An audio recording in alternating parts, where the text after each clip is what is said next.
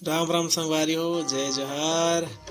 आज जेने धान ओसावत तेला जल्दी चिन के कमेंट करा। आज वही धान ओसात हूँ काला बिकट दिन बाद मन मिलित भाई।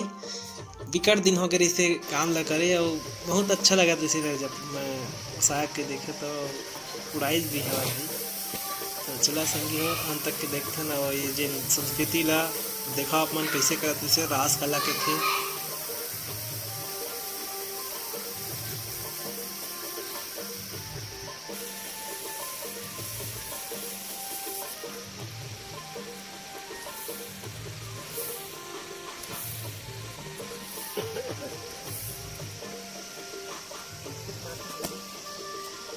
बहुत दिनों बाद मिला है मुझे काम करने का। और ये चीज का बहुत खुशी हो रहा है मुझे।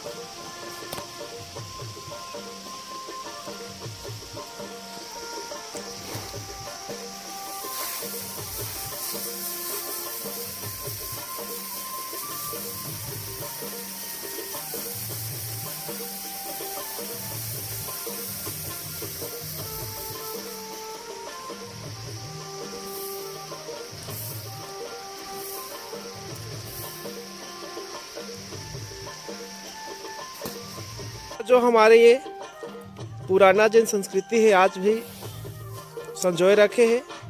और पंखा में ओसाना एला बोलते हैं हमार रास और बाकी बसते तेने हरे बदरा।